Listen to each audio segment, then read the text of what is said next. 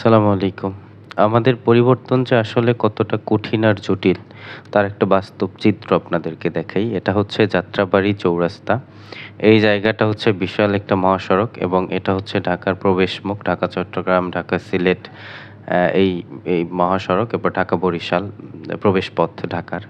এই চৌরাস্তাটা হচ্ছে অনেক বড়।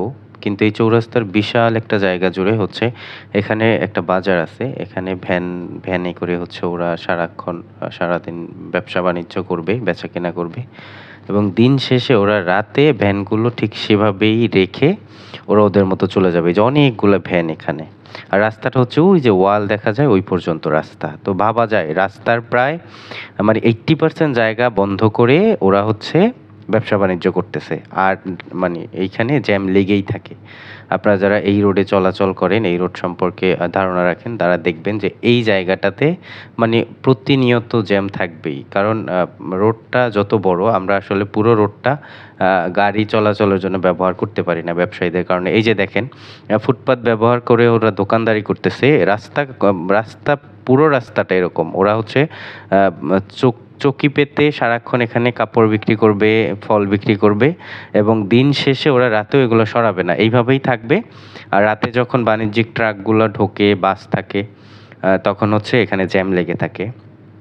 এই যে নবাবজাদারা সারাদিন হচ্ছে লোকাল বাসগুলা দিয়ে ব্যবসা করবে। রাত হলে এই যে মহাসড়কের পাশে লম্বা করে ২-৩ টা গাড়ি একসাথে বন্ধ করে এখানে রেখে দিয়ে যাবে। এইগুলা দেখার মতো কেউ নাই। আসলে ওই যে বড় ভাই ছত্রছায়ার আড়ালে থাকে যারা ধরার ছোঁয়ার বাহিরে থাকে। এ ধরনের কিছু বড় ভাইরা চাঁদার বিনিময়ে এই মহাসড়কগুলো দখল করে এভাবে গাড়ি পার্কিংয়ের ব্যবস্থা করে দেয়। ফুটপাতে এরকম ভ্যান নিয়ে করে ব্যবসা করার ব্যবস্থা করে দেয় এবং এটা তাদের বাপ-দাদার পৈতৃক সম্পত্তির মতো করে বছরের পর বছর এইভাবে চলে আসতেছে।